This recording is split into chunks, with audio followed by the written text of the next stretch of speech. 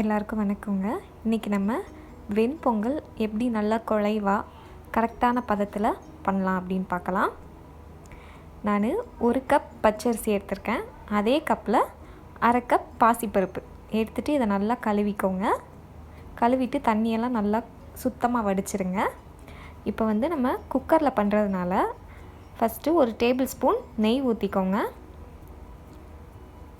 ஊற்றிட்டு அதில் நம்ம நல்லா கழுவி வச்சுருக்கோம் இல்லையா, நம்ம அரிசி பருப்பு அதை சேர்த்துட்டு நல்லா வறுத்து எடுத்துக்கலாம். ஒரு 3-4 நிமிஷம் நல்லா வறுத்துக்கோங்க. அந்த ஈரப்பதெல்லாம் போகணும். அது மாதிரி நல்லா ஸ்மெல் வரும், நமக்கு அந்த வறுத்த ஸ்மெல் வரும்.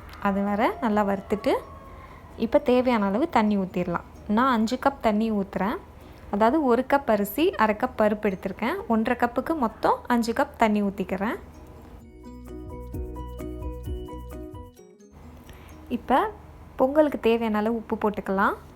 உப்பு போட்டு ஒரு வாட்டி நல்லா எல்லாத்தையும் கிளறி விட்டுக்கோங்க.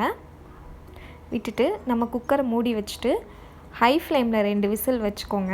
2 விசில் வந்ததும் அதை லோ ஃப்ளேமில் வச்சுட்டு ஒரு 5 நிமிஷம் லோ ஃப்ளேமில் வச்சு எடுத்துட்டிங்கன்னா கரெக்டாக இருக்கும் நமக்கு வெண்பொங்கல். பாருங்கள், இப்போ விசில் வந்துருச்சு. 2 விசில் வந்துருச்சு. இப்போ நம்ம லோ ஃப்ளேமில் வச்சிடலாம் ஒரு 5 நிமிஷம்.